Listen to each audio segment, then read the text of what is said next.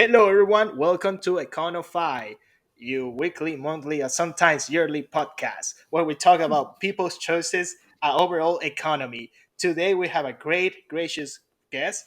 A friend of mine is Stephen Wooten. He's a CTO for a company named Super, an insurtech based in Mexico. And we have the one and only Jared Kaler. Everyone, we all know Jared. Jared, say something. Hello, welcome to Econified. That's enough. Okay. No worries. I'm just kidding, guys. Well, anyways, Steve right now is in UK and he decided to give us a little bit of his time to talk about his experience, what type of choices he made, why he's in the UK, and why he went into tech in the first place. So, Steve, first, thank you so much for your time. And I want to ask you a little bit about your background and tell And us, let's start with that. just so everybody knows what the UK means, the UK is not England only. Correct.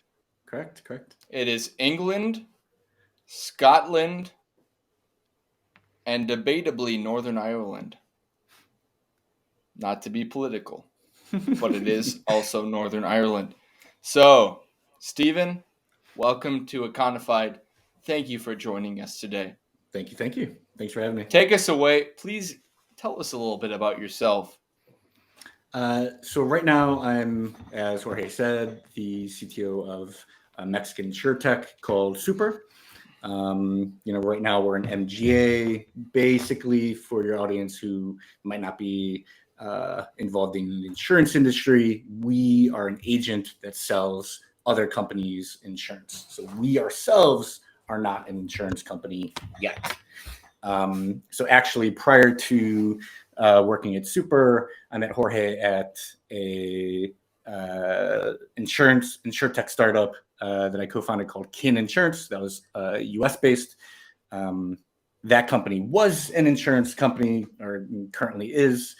And I guess before that, I've been in the tech startup industry for the past, I think it's been 14, 15 years. Before this, I was a professional barista at another small startup known as Starbucks. Maybe you've heard of them. If we're talking about choices and that sort of thing, I think it's probably appropriate to start there. How did I get into tech? I assume that's kind of like a good segue. And it all starts off with a hangover.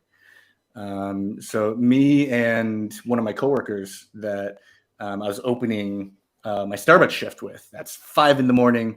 We were literally partying at 4:30 in the morning, and then we were like, oh shit, we have to go to work.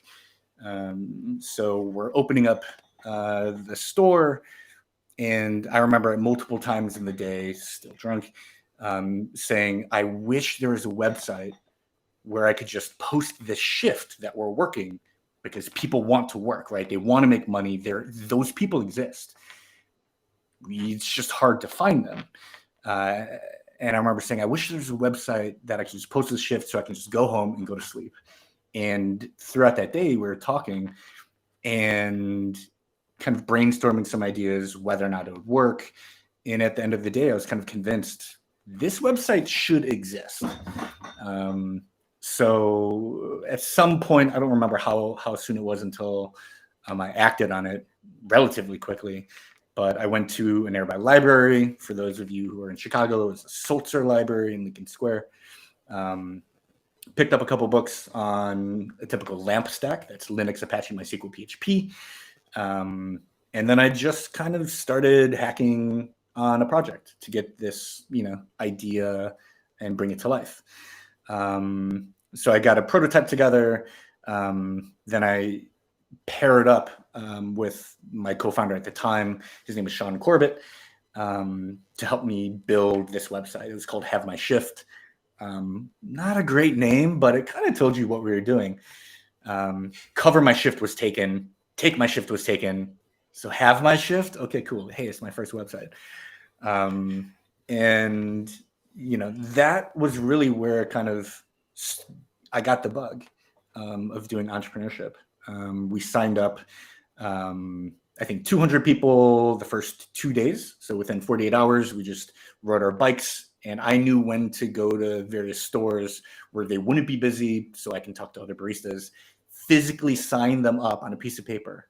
Like, who does that in the world of technology? But this is how we get people on the email list. That's what it was. So we hustled, and eventually Starbucks corporate kind of heard what we were doing, because they were like, what the hell is happening? You know, the news spread because people were excited. So we were talking to corporate. They helped us spread the news to the entire Midwest region.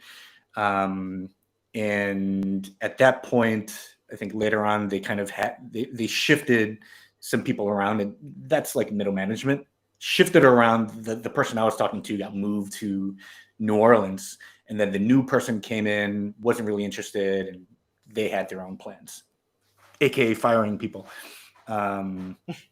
So but with that idea and with that traction, we entered our company into an incubator called Techstars. So, you know, if any of your guests have heard of another incubator called Y Combinator, this is probably number 2, maybe number 3, but it's basically a 3-month program to get you with a bunch of mentors, very, very experienced entrepreneurs and business owners, that sort of thing, to prep you to go down the VC route. So, you know, really from there, that's where it really clicked for me, you know, and part of what we're talking about in terms of decisions, for me, being around these people, you know, my fellow people in Techstars, the mentors, the energy and excitement that you get from solving tough problems, really crushing anxiety, and you know, the ups and downs. Those are people that I wanted to be with and around, and those were problems that I wanted to solve. So from there, you know, it's just kind of figuring out my way of how do I get better at programming, because I'm self-taught. How do I get better? So then, you know, a series of jobs being paid professionally to learn, improve my technical skill set. I worked at small startups. I worked at, you know, Groupon before they IPO'd and through the IPO. So I went through that very, very interesting progression. And obviously, you know, Kin was from nothing to, you know, when I left, that was an amazing journey to where I'm at now, which is different because I'm not really an owner. I'm the CTO. So it's a pure management thing that we can talk about. But that's... Hey, Stephen, can Go you, ahead. sorry to interrupt, but could you please describe to our audience what CTO means? Sure.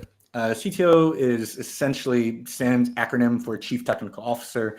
You could think of it as head nerd, technical nerd, because for all intents and purposes, everybody that I work with are nerds in their respective category.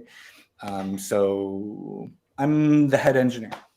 So I'm the one who tries to organize the engineering department within the company. Yeah, that's great. Hey, Steve. So let me recap a little bit. This is what an amazing journey. So you went from serving coffee, you went to the library, and you Mm-hmm. taught yourself how to code, and Mm-hmm. you came up with a website, and you went and hustled around to sign people in, so you can kind of like validate your business. Right. And from there, you went to an incubator, right? I think by now we all know why Combinator. I think is the most popular one, Mm-hmm. but I think you went to one in the Midwest, right? As Yep. well, right? Mm-hmm.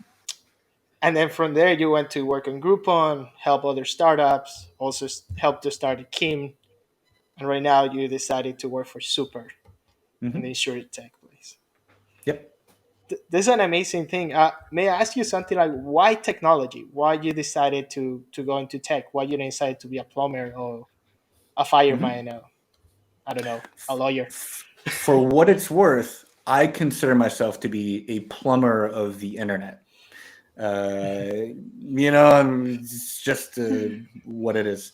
Um, for what it's worth, before technology, I was still interested in entrepreneurship, and I was looking at starting my own coffee shop. And I was like, I don't want to do what Starbucks does. I want to do it this way. Or, the food industry. I have some family history in the food industry. So it seemed fun, and I was familiar with the industry in some ways. But technology just felt like it had more potential for growth, right? I mean, if you start a cafe or any type of local business like that, it's local business, and you have to sell to your local area. And the thing with an online business is you can sell to literally, depending on the business, but in theory, anyone in the world. So there just seemed to be more opportunity in that, and it was fun. So I mean, honestly, if it's easy to tell the story like, oh well, Mhm. obviously I optimized on this metric, but realistically, I really did just fall into tech, which is I'm very fortunate for. Right. So tell me a little bit more about your background before tech. I mean, your family. Are they any entrepreneurs? Where you came from? You Cool. have any cool stories there? I think that shape for the audience. That shape a little bit how you think, right? For example, Totally. myself, I came from Ecuador, and I came from a place that we don't have nothing. The central government destroyed our currency, and we didn't have any savings, right? So I tend to be more financial savvy with everything that I do. Jorge, Jared, you can't say you can't say Ecuador has nothing. All right, don't say that. all right, my bad. They have a lot of love and passion, but they don't have a lot of economic fortune. All right, Thank it's you. a beautiful country still. I mean, I go every year, so it's still worth a visit. So sorry about that, Ecuadorians. Steve. Um, yeah, I mean, my family growing up, my dad worked as a cook in restaurants basically his whole life. My mom basically, well, she raised me and my sister, and she went through, working multiple jobs, going to school, eventually becoming a realtor. My grandfather worked in restaurants. So, on my mom's side, we're Chinese. Um, you know, they owned a laundromat and lived in the back of a laundromat. And, my grandfather worked in restaurants. My mom was a server. And so just very, I guess, normal types of jobs. Um, and, uh, I'm sure that impacted me in some ways. When I was saying working in these types of businesses just felt like comfortable. Um, but yeah, I'm not really sure how to draw a line between, that sort of history and the technology, because a lot of it was just kind of, when I say it started with, you know, drunken party kind of hangover, that is kind of like the root of it. That's Let's back amazing. up here. I think there's something here. So you said that you have a background that is, would you say, not really rooted in entrepreneurship explicitly, Yeah, I think but that's you fair. found entrepreneurship. And this is an interesting concept because studied, I'm in an MBA program, and I started studying entrepreneurship through an MBA program through a lens of VC, of Mhm. venture capital. And it takes a specific kind of personality to succeed in VC, in Mhm. venture capital. I know a lot of people uh, in the program, and and it's a strong program. I've met people who started, who have been in the circle, who started all of the online dating platforms, Mhm. who started some really successful platforms in the United States. But I realized that the venture capital uh, mindset is very different than what people think of starting a business. Venture capital Mhm. is an entire world differently of what you conceive of starting a new business, such as starting a a coffee shop in your town, starting a brick and mortar shop in your local area. How did you get connected to these venture capitalists? How did you succeed? I mean, can't like many of the people in our audience might not know these companies, but obviously Jorge, you started a lot of your career based on some of these companies. These are companies that are successful, that are self operative, that are very successful companies. How did you launch this company, coming as a coming from a background as a barista without the background? How did you get connected to these venture capitalist connections, and how did you launch yourself as a very successful businessman? So honestly, a big part of it is trying to find where are those connections in your area. So for Chicago, back during the Have My Shift days, there weren't as many resources. So the fact that Techstars came to Chicago, uh, and they currently exist in Chicago, but they didn't exist in Chicago when we applied. We applied to the inaugural Boston um, session because before that they were in Colorado, Boulder, Colorado. So the fact that we got connected with them is kind of lucky because we heard about them. They were launching this program, and we had a chance to interview with them because they were coming through Chicago. Now there are resources like 1871. ITA existed back then, and we spoke with them, and you start to learn. So a big part of it is networking. Like talk to the people who are doing the things that you want to do, and you just have to talk to a lot of people. And then the more credibility that you get, the more introductions to valuable people, aka decision makers, that you get. Because otherwise, for the most part, you're going to be talking to associates and that sort of thing. But ultimately, you just have to be out there knocking on doors, rubbing elbows, saying like, we would go to hack events. So, hey, you find other people who are builders, right? At that point, we're builders, and I still consider myself a builder more so than a business person. Um, but you have to be in that crowd, and you ask who do I need to talk to. You find those people, and then you find ways to talk with them. Techstars is a great example of an organization that can open up doors for you that you very well would not be able to get access to easily. People, I've met billionaires that you're like, holy shit. You walk into a room and you're like, the average net worth skyrocketed when this group walks in the door because of a handful of people. Um, it's not easy to get, but you find opportunities like that. Um, and hopefully you're in a position in which those people want to talk to you. Yeah, I want to add something to that. I found myself, because I won't consider myself a builder, but I can see myself building something at some point. And I found it easy to talk to founders than to Mhm. VCs.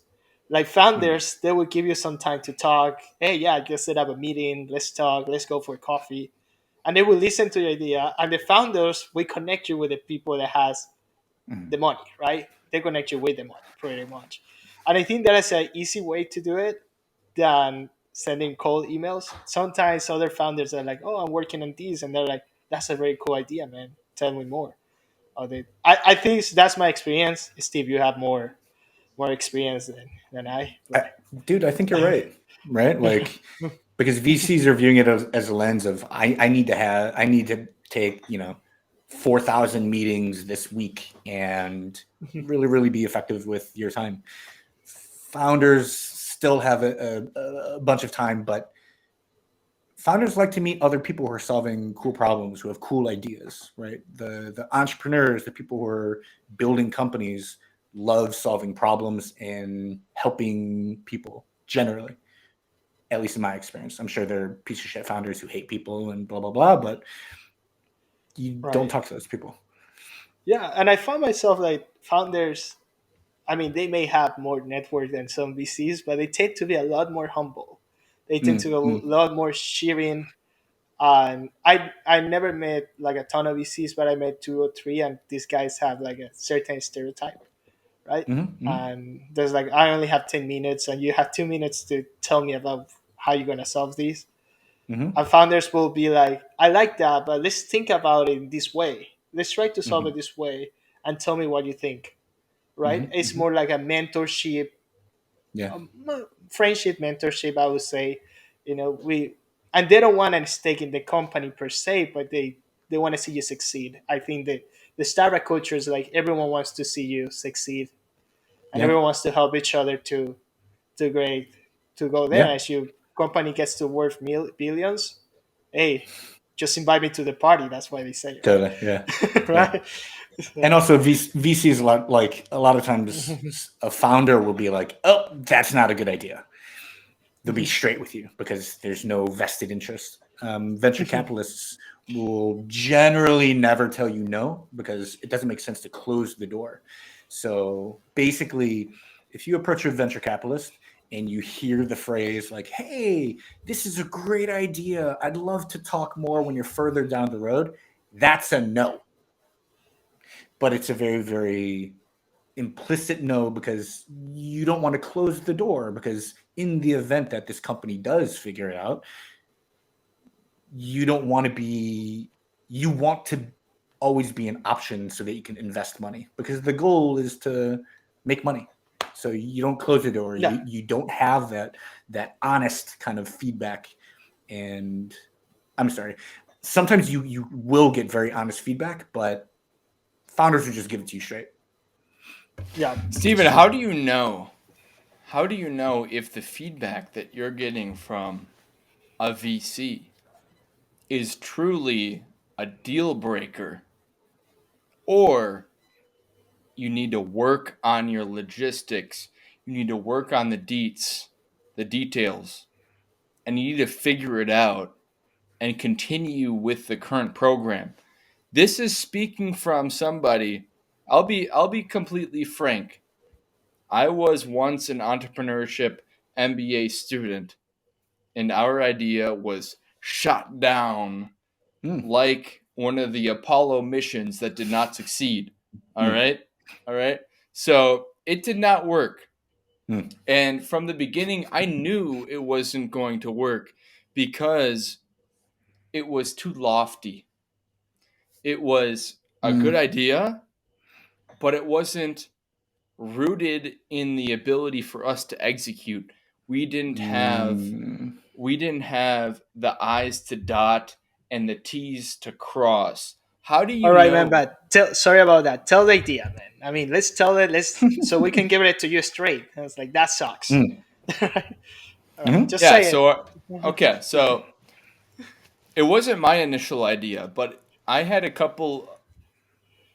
couple of people who was in my group for the VC. My initial idea was separate. It was a company that was based on uh, having the idea that air fryers in a space of being like air fryers in the space of fast food. That was shot down because I thought my partner had an idea and a patent on an AI technology that would be able to bring all of your home technology together into a unified system. And I didn't have the knowledge at the time to understand that this was kind of lofty and a little bit of BS. And I didn't realize that this was not really like our capabilities as a small startup was not data, right? If we had a data background, we could maybe get into the space of big data, but we didn't have the data.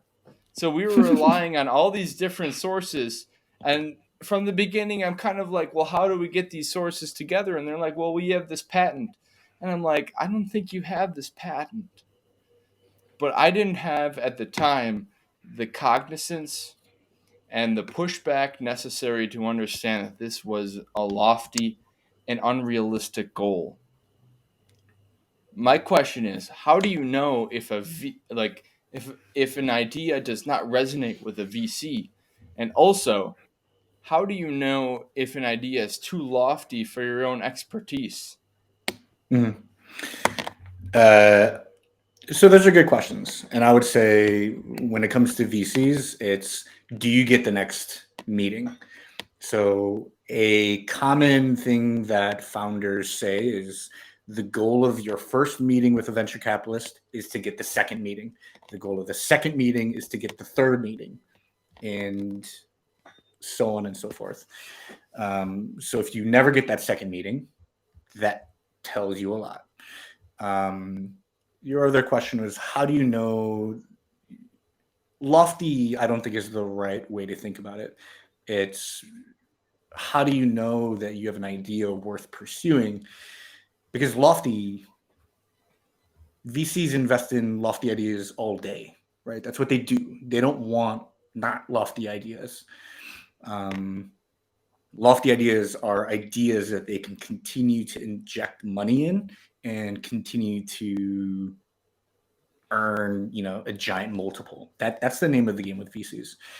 I would say if you are not in a position to move forward with an idea, if you cannot intelligently articulate the risks associated with your business, if everything's amazing, we've got a great idea, and okay, and you can't articulate what the actual risks are and that what you have to de-risk, what is the strategy for de-risking, what ideas does this business hinge on, that if that doesn't work, your entire business doesn't make sense. If you can't articulate that, then that just means you don't know what you're doing.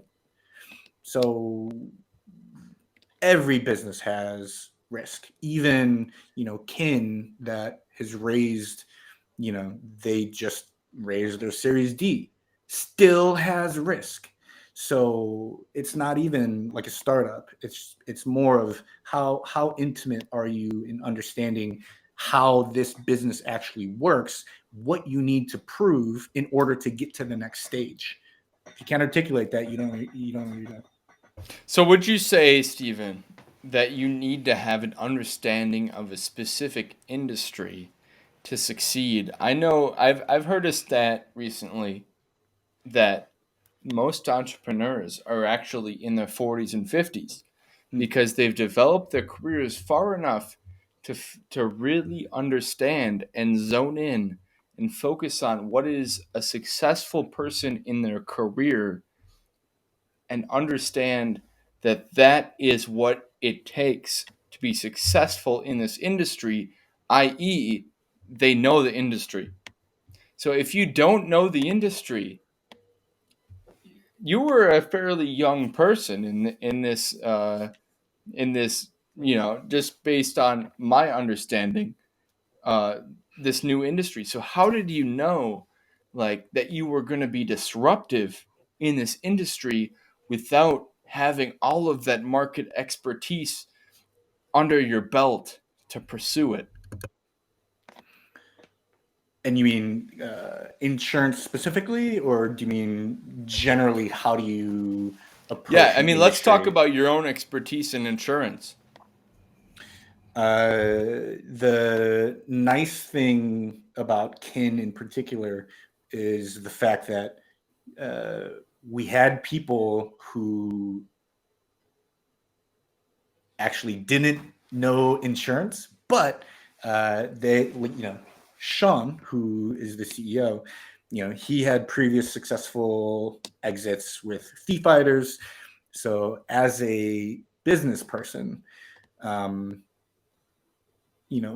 for we're talking about kind of domain expertise as being kind of a prerequisite.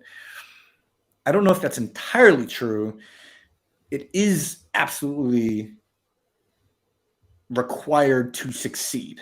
But if you are able to break down the problems and break down the risks, like we talked about, and then understand it, I think you can make a lot of progress. And then you can kind of backfill that knowledge by hiring other people with that expertise. So, when we built Kin, Sean was a CEO. So he had kind of, previous experience building startups. He and still is the business guy. So the one who goes out and meets with VCs. He has a track record. So his ability to raise money is much better than someone who doesn't have any experience. Lucas, who was the CTO, had previous experience as a CTO and startups and that sort of thing. And having a certain amount of, whether it's hubris or confidence, that you can tackle this and you can figure it out because there's a market, that's just what we did. And we demonstrated the product. We got early traction. We raised money because what you demonstrate to venture capitalists is we have a strategy. This is the market that we're going to tackle. Here's our early traction. And here's the bomb-ass team who we all have a track record executing in what we do. So, it's always a question of how do you de-risk this investment? That's all it is. So the more that you can do that, to say, I have a track record, or we're going to hire this insurance expert, or like we're going to enter in this new market to de-risk the fact that we're only in one market, right? That's the name of the game. Of course, yeah. No, de-risk is critical to gaining the trust of your VCs and your investors. Mm-hmm. Here's my question. How do you, in a disruptive industry or with a disruptive idea, convince,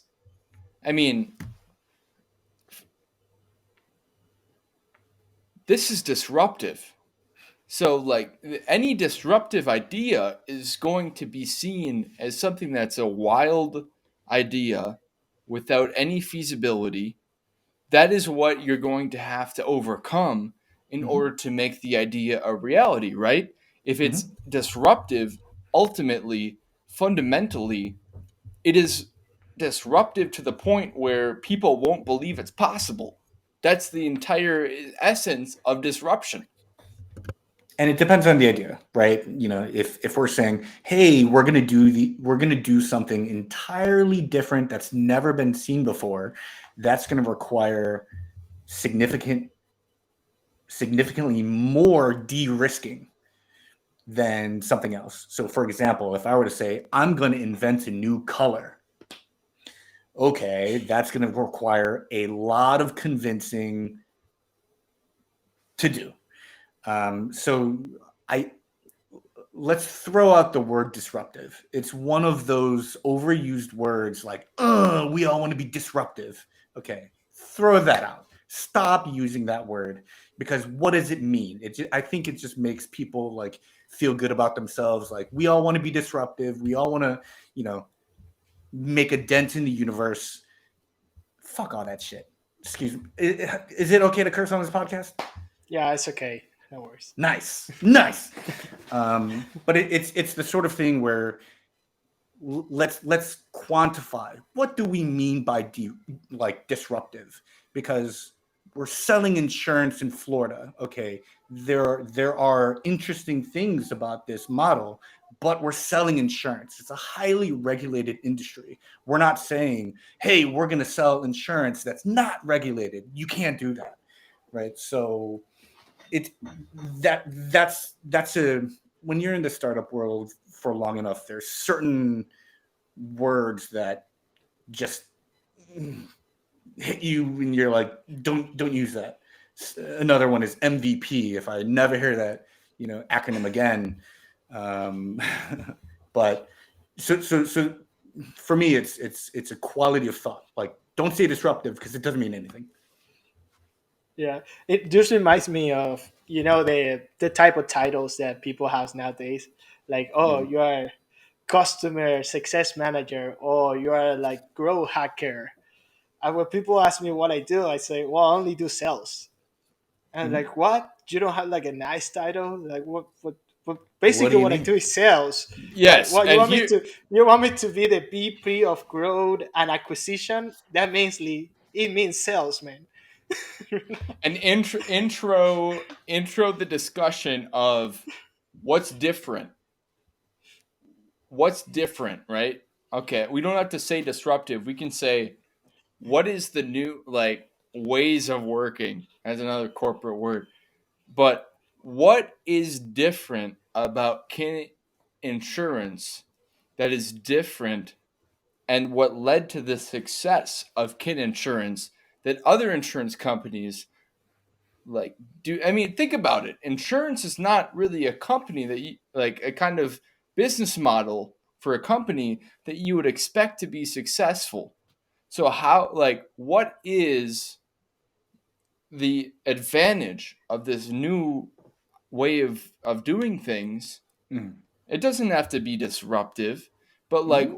what is the value? Like, why is it different than traditional insurance models or So, ways of doing business? and that question, one of the things that I like to think about is what is the quality of the question? The By simply removing that word disruptive, throwing that out and rephrasing what you said, that's a much higher quality question, because now we can talk about that, because you're saying what's different instead of this hyperbole. Direct to consumer. So instead of having an insurance company that's brick and mortar, so a lot of these insurance companies have brick and mortar, right? Hey, you want to talk to your agent. So go to your local State Farm agent and talk with them. And then we'll figure out the plans. You'll fill out this giant form and we'll figure it out. The big thing with Kin is direct to consumer. So you see that with Lemonade and Hippo, all ideas in the same way. One huge benefit to that is marketing. You can target your customers with extreme precision in terms of what's your income, uh, based on zip code and other factors. And then another thing is, hey, you can really de-risk, in terms of your book. You're not locally concentrated to any area. So if you have a brick and mortar store, we talked about brick and mortar coffee shops before, you're selling to your local area. If you do amazingly well and you sold everyone within, a 20-mile radius of policy, the hurricane comes, wham, your entire book is destroyed because you've only sold, you're geographically concentrated to that area. By spreading out your messages through marketing over the internet, you can geographically de-risk yourself because you're not concentrated to any specific area, and you reduce costs and that sort of thing. That's the main thing. It's like a marketing and reduction in expenses. That's what you call a value proposition, I would say, right? Mm-hmm. That that's the main. Absolutely, absolutely. Yeah, there's a little bit difference about the business model. But in insurance, as in finance, everything is regulated, so you only have leverage, right? Uh, Mm-hmm. you have ways to But do a little bit from different. your sorry to interrupt, Jorge, but No, no, go to ahead. your example, a State Farm is you can find a State Farm customer from Florida to Washington to Alaska to Hawaii. Mm. What makes Kin different? Like they're diversified. They have Mm-hmm. a national framework and a national like they encompass an entire nation of customers. They're So huge. Yeah. How is Kin different in that sense? Generally, the way that one a company like State Farm, they're massive. They're a behemoth. They've been around for a long time, and that's why they had brick and mortar. Brick and mortar worked for them. It still works for them. So pros and cons, right? Different strategies. Um, and as a startup, can't do that. You can't put. You are financially restricted from that, even as an option. So I mean, I guess not. You could do it, but that would be silly. So part of this is, what is the strategy? What is your go-to-market strategy? So the main strategy was, we're going to target high-risk areas that companies like State Farm wouldn't pursue because it's too risky. But again, that is a marketing strategy. So that's, how do we go to market? Well, we don't have money. We can't compete with State Farm in the areas in which they're competitive, because they also have a massive, size. We're not going to be able to compete on price. So by targeting these areas that are much riskier, it's going to be more expensive, which also means we make more money. We can use this ability to target. Hopefully we can, do better marketing than all the other yahoos in that area, because it's a wild west out there. But that's what it is, right? Like, what makes us different? I don't know. Like, it's the strategy. It's how we think about how we can actually win at this game. And, it's not so much the product as an insurance. We can also talk about how, part of the strategy is, through our technology, we can simplify the process for our customers by offering them a better user experience. That's also part of the product. That's also part of the strategy. But a big part of it was the marketing strategy. So, Steven, I want to utilize this, the rest of your time that we have with you. I want to ask you, what are you doing now at Super, and why the Mexican startup? So, I know you're in the Yeah. UK. I know you are traveling quite a bit. And tell us, after you tell us that, tell us a little bit more about, how you're living, because I follow your Instagram. You're a little bit all Cool. over United States all the time. Mm-hmm. Yeah. Yeah. Yeah. So, leaving Kin, I was actually doing a startup when I left Kin. We raised a seed round.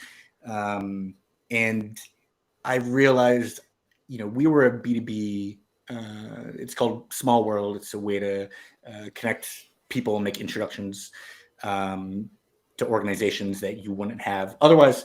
But I realized I'm very much a B2C guy. B2B is okay, and all of my ideas kept gravitating towards, I want to help connect people with other people, like people like me. I want to be able to use this service. But if it's B2B, I realize it's And less let me just interesting. step in. I know some people in our audience are not business Mm. people. So Mm-hmm. B2B, business to Yeah. business, Yep. meaning you're selling directly to another business Correct. versus selling a business from a bit like your business directly to a consumer.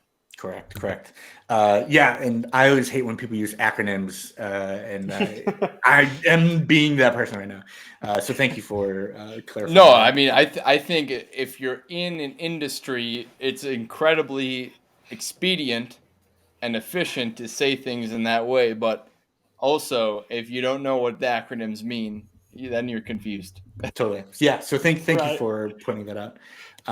Yeah. So basically, I didn't really want to create a SaaS, software as a service product. So anything that you pay monthly, that's generally a SaaS product to companies. I wanted to create applications that people like us could download and pay for. That's just it's just where my interests lie. So I left Small World. I found a replacement CTO, and I was looking for my next thing. So the CEO of Super is Sebastian, and he was an early co-founder as well at Kin. He needed support, and I was like, hey, I can leverage my experience at Kin and this organization. And the way that I saw it was kind of like, I had a great time at Kin, and I saw it as almost like resetting a video game, selecting a different character, and going for it again.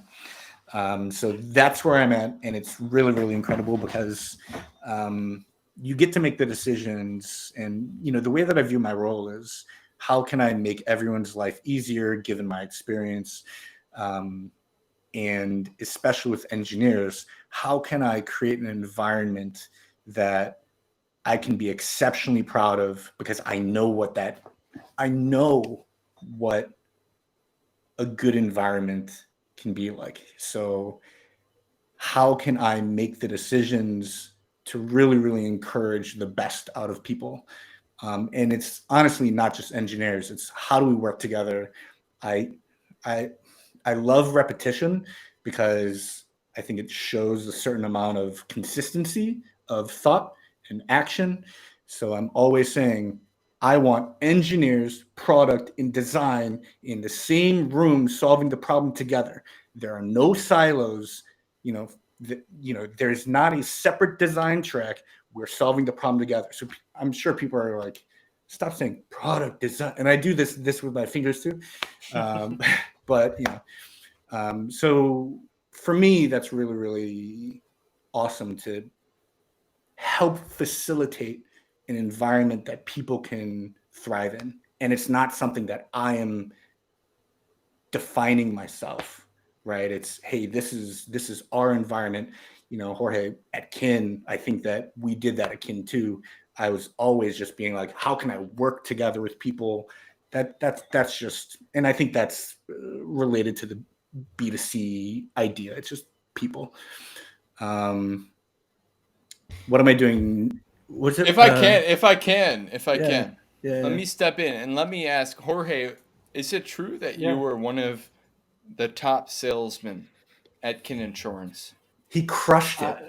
Like I don't know who told Jorge's you that. biased. Were you Jorge's one biased. of? He crushed it. Were He you crushed one of? Like where were you in the I was the number position? one, guys. I was the number Say that one again. Say that again, Jorge. number one, number one What? So for what? whatever, man. I know. I I was. heard I you. think that I know. Okay. I So think Jorge I is the was a number top one, performer. sales I person was. in I Kin no longer work in Insurance a kin. in a startup. consistently. This is important. This is important. There's The a connection here. consistency There's is a also connection here between Stephen and Jorge, because Jorge obviously was able to understand the concept that Stephen is discussing, and Jorge has a way of translating this directly to the consumer to be the number one salesman in the company. Jorge, can you tell us a little bit about how you take this concept that, like, think about insurance. Mhm. Like, is it crazy to say that insurance is not unless you're going on a date with somebody who is the number one insurance agent in the country, that it's not the sexiest thing. But you're able to sell people on this idea. How, like, what's up with that, Jorge? Is this Um, like, how do you sell insurance and be the number one salesman? How do you sell something that is something of risk, something negative? People don't like thinking of risk. They don't like thinking of people of a hurricane hitting their house, or their grandma dying, or whatever happens, in a situation. How do you sell something like that well, i- to answer to your question, consumers? is how you phrase it, right? Every great salesman, everyone, will tell you they had two things: empathy and drive. They have the empathy to know how you feel, know what you care about, and the drive is that you want to succeed and you want seeing them to succeed. So in a business transaction, in a healthy one, everyone wins. So the way how I phrase it, Keen, and the way how I phrase the products that I'm selling is like we're an addition, right? We were a protection. We just want you to do this and not think about it and do it in less than 10 minutes. This is what we're going to offer you, and this is what we can offer you, and we were able to talk. Mainly in all my business transactions, I never talk about the product. I talk about you. I want to know why you care, who you are, and it's 80%. So the 10 minutes or 5 minutes I have on your phone, I would be like, this is the address, this is what you're looking for, right? Tell me how you have any issues, how the house looks like. And they would say stuff, oh, I bought this guitar and I have this crazy room. And people would open. So they would say, oh, you like Jimi Hendrix. And I say, oh, I listen to that album and so on, right? What are you more into country music and so on. Sometimes people would talk about politics. Sometimes people would talk about vacations, right? They would like to know about your background. They would say, oh, are you Cuban? Are you from Argentina? And stuff like that. So most of the business transaction that I did is not because I was selling something. I was just building trust.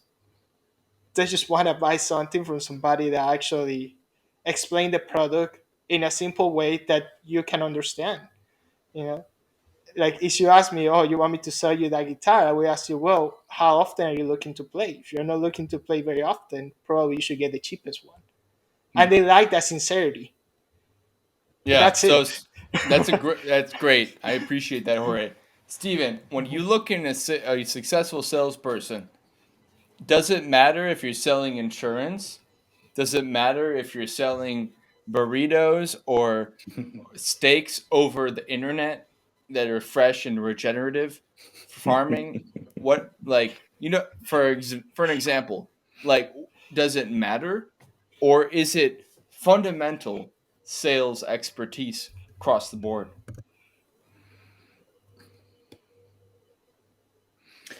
I think it depends on what you sell, to be honest. Um, but I do think that 99% of the case, like I'm thinking of that 1%, like my engineer brain is like, I need to answer this question fully. So the edge case is maybe not, I'm selling salt. So you're like, okay, I'm just going to go for the cheapest salt. But even that's not even accurate, right? We talk about economics and we talk about price elasticity. We don't have to go into that. But I think for the most part, Jorge is fucking spot on, right? Like, who are the people? What are their needs? Do you actually understand them? Jorge is gonna beat the pants off of me in terms of sales, 10 out of 10 days. So I mean, it makes sense, right? Like, you buy from people that you trust, and you connect with people on an emotional level. You listen to them. Um, he's I 100%, 99.9. I'm sure there's a 0.1% case in which it's more hard lined. Maybe it's a technical thing. I just need this. I need to buy a microchip. Who do I buy microchips from? There's one company I can buy it from. Okay, maybe it doesn't matter because of other external reasons, but I think for the most part, that's what you need.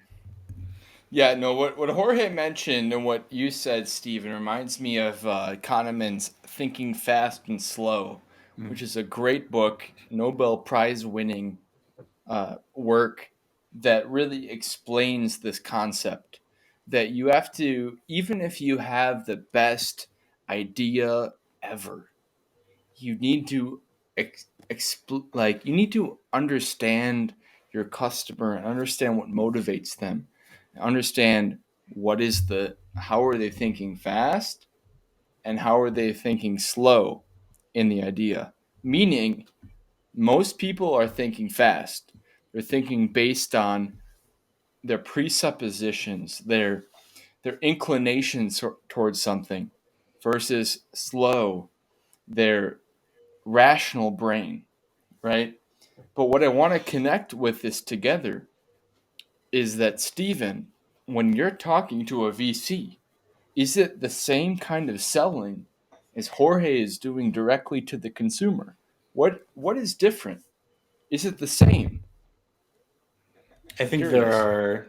I think that's a good question because at the end of the day, the business needs to work. So, Mhm. but again, like when you think of companies like WeWork, you at the end of the day, we're all people, right? Regardless of how much education or experience you have, and we all have these certain emotional responses that we respond to. So if you're a founder, you're able to find those things that excites those people, you have to do that. Pitching is selling, and you have to find that narrative that is engaging, and keeps people's interest. So it is absolutely sales, but also you need to be able to tell a convincing story of you're gonna be rich, right? Come with me. You can trust me. It is trust, right? How do you de-risk it? Just remind me of a joke. Once we went at those, Chicago has a lot of startup meetings, and sometimes I go to them. And one of the PCs says, I would trust you with my life, but not with my money, my friend. So I thought that was Yeah, very funny. yeah, yeah, So I think yeah, they think different about that, right? yeah, yeah, yeah.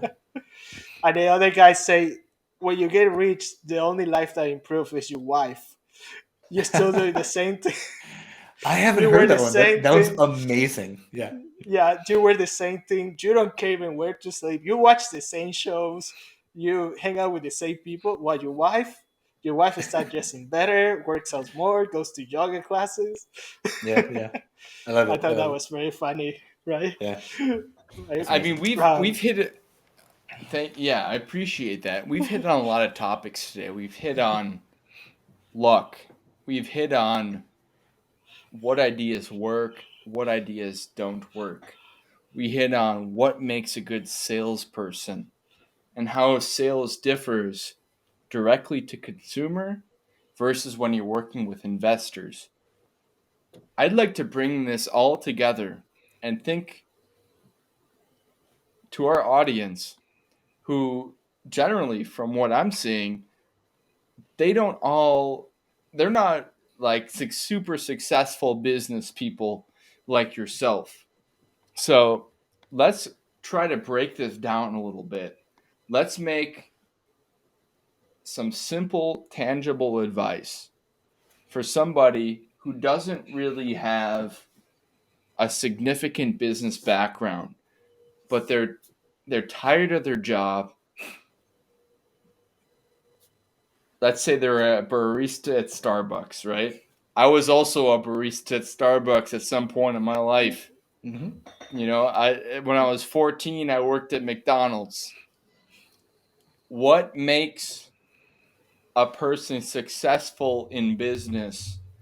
How do you take somebody who's not happy in their career and what advice would you give to them about what's a good idea about two things? Do you work for somebody else? Number 1, big idea. How do you know if you should work for somebody else or take a big risk on yourself and on a new idea. And number 2 is this: what characteristics does it, like, completely remove everything about your pursuits in life? What are good characteristics that led you to your current success that you could leverage in any other field of your life? Let's say you never started a business. Let's say you kept your job as a barista, but one day you were the head manager, or you started your own coffee shop. What are those characteristics, and what do you need to do to build up your confidence and make you a confident person when you lack that confidence and when you don't have that under your tool belt? Like, let's explain those 2 ideas. One, how do you become a successful VC entrepreneur? And 2, how do you become a successful person in general, even if you're working for somebody else? The first question, as I understood it, I actually like the way that you phrased it the first time, so I'm going to answer it that way, which was, how do you know if you should work for someone else, or how do you know you should take the risk on yourself and then go off and do a business? Because number one, there's no right way, and if anyone tells you that, it's bullshit, right? You have people who say, always bet on yourself. Sure, yeah, okay, I agree, but that doesn't mean to start your own business. Not everyone should start their own business. So, if you are not the kind of person to start your own business, if you know that, there are plenty of, if you've ever heard of FIRE, Financial Independence, Retire Early. That's a movement to say, how do you cut out your expenses, save as much money as possible, start investing as early as possible? How do you do that, right? How do you define your goal, right? And we're kind of talking about, general personal, how are you successful? You have to define that. And, I don't follow FIRE. I spend too much money. But that is a route, right? So there are ways to work for people, right? Some people work for Facebook and earn, $300,000. Okay, cool, great, right? You can retire early and do that. That is a path, right? Starting your own business, I would never be the type of person to say that is the right way to do it, because kind of like Jorge is saying, you have to ask the person, what do you want? What are your goals? If you want to start a business, you have to fall in love with your customer and their problems and understand them deeply enough to continually try and solve them, because that's what it is. If you're in a business, you're in a business of solving people's problems. So that means talking to customers. When I was a barista and I created that website, I was very in tune with the pain that I was experiencing as a barista. So I was able to connect with other people who were experiencing that same problem.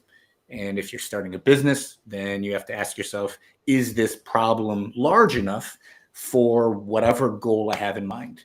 You also don't have to go the VC route. If anyone tells you you have to go the VC route, they're fucking bullshit.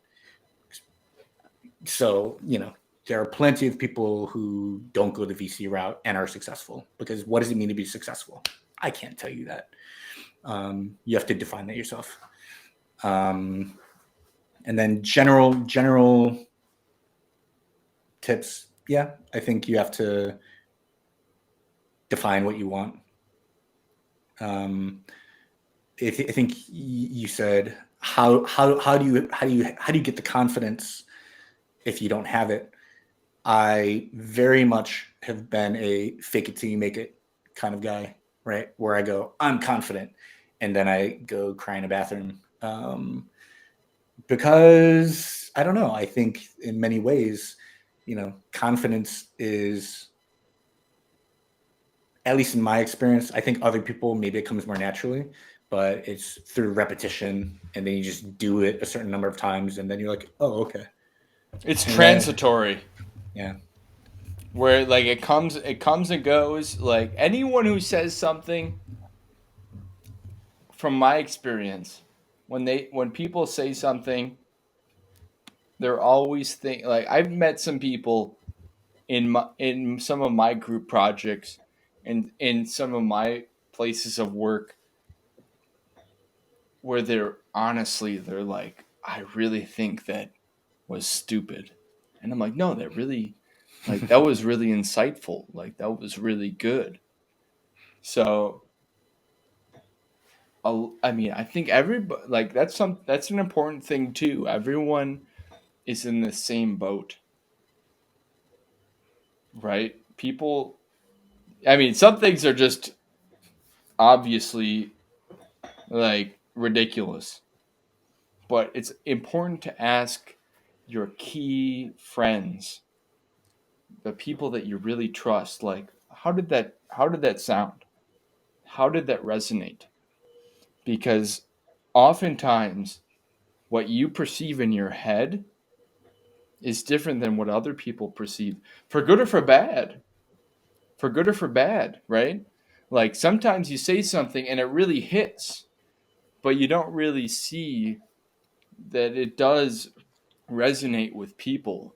Other times you say something and people nod, but they're not really being authentic about it. So it's important to ask the people that you trust what worked and what did not. Because that's the only way the information and negative feedback is the only way for you to really know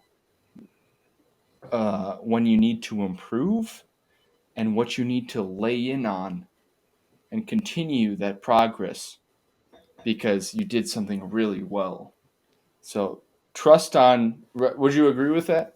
Like trust your immediate partners for what really resonates? Or do you think that really relying on yourself for your own perception is the best way to do it? Because it's a balance, right? Yeah, it's both. Again, like I think my answer to all these questions are like, it's both. It depends. Do them both. Calibrate. Learn from your mistakes, and I think that is kind of where confidence comes from, because you've done it. You've done it 1,000 times. You've asked, 1,000 of your friends for feedback. You've gotten feedback from complete strangers, right? Because they have no incentive to bullshit you. They don't give a shit. So they'll give it to you straight. So, do the reps. There's no right answer. You'll figure it out. No, that's great. I think it's been great, Steve. Thank you a lot for your time, and Jared. Now, last question before we close this episode is, what do you define as success? I remember when I was in my 20s, first being an entrepreneur in Chicago. I really wanted to be on Crane's top 30 under 30. And I was like, that's what I want to be, for no real reason. My mom read Cranes. Maybe that's part of it. But now I think it's different. It's, what does it mean to lead a rich life? And I think that now in some ways it's simpler, but it's also like, oh, there are more things that give me joy. So yeah, it's not just financial. Jorge, you talked about, I've been traveling in my RV, taking photos. So it's just kind of like, oh, cool. Lifestyle is so important. What does it mean to be successful? I don't know. To live a life that's worth living, and how I define that, it's both more simple and also more nuanced, I guess, now than when I was younger. But it's also simpler. You're like, oh, relationships, very important. I don't know. Did that answer your question? Yeah, I mean, there is no right and wrong answer. We just want an answer, and I think Yeah, you yeah, did that, right? cool. Jared, Let is me it? frame it. Let me frame it in a different way.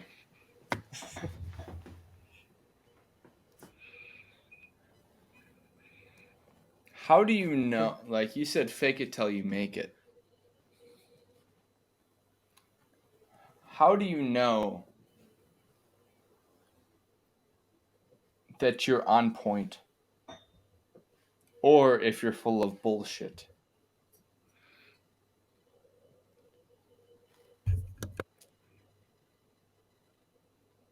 Are we talking about confidence or are we talking about something else? What I mean to say is, in the perspective of fake it till you make it. Some ideas you truly do need to fake it till you make it. You might not know all the answers, but how do you know when to step in and say, I don't know, versus saying an answer that you are fully confident in that's going to gain the trust of the people that you're speaking with versus what you're thinking in your head of all of the possible, because there's a fine line, right? There's Mm-hmm. the fine line between people thinking anxiously about anything that can go wrong versus this is a really good idea. We'll figure it out, but I don't know right now. But we'll figure it out.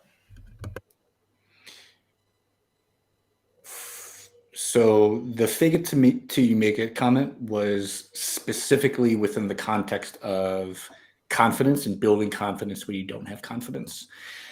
Um, I'm at a different stage in my life, so I feel like there's less of that. And I also think that there's a lot of room for being authentic and being like, you know what, I don't know. So, in general, I think you need to be really, really, really, really, really, really, really honest with yourself.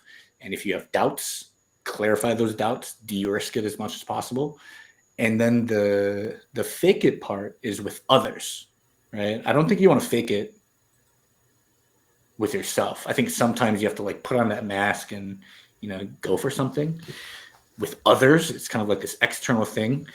But also now that I'm older, I don't know if I would necessarily have that same strategy. I think that more and more often these days, I'm able to showcase vulnerability, ignorance, things like that. And it resonates with people and it builds trust. You're like, oh, cool. Holy shit. Wow. Everyone has ideas of who they think you are, and it's never perfectly accurate. So being able to share that with people, I think that also can build confidence. Oh, that's great. Well, Steven, I think we run out of the time. Thank you so much again. Of We course. really appreciate it. Jared, anything you want to say as closing remarks here? No, sir. Thank you, Stephen. Really appreciate your time today. Of course. I And I appreciate both just your want to time. Yeah. encourage everybody in the audience, challenge yourself and believe what you can accomplish is possible. And you don't really know until you shoot your shot.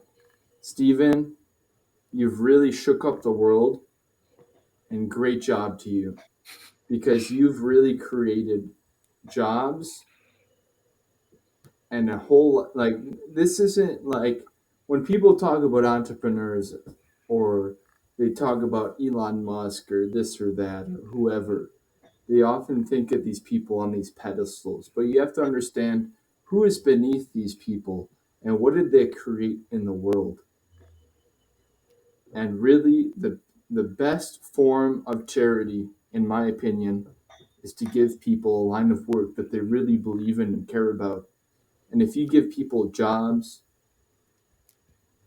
you give people a line of work, a livelihood, a way to feed their family, and you're also servicing the needs of people. A company isn't just merely something that's just arbitrary. It has to be competitive, and it also gives people the opportunity to build a life for themselves. So it's mutually advantageous from the person who starts a company, who works for the company, and who buys from the company. So to bring it all full circle, Stephen, appreciate your time today. Jorge, thank you for being a great sales guy. And I have been pleasured to be an interviewer today to all of you. So thank you, and I hope to see you on the next episode of the Econified podcast. Have a great rest of your day. Awesome. Thanks.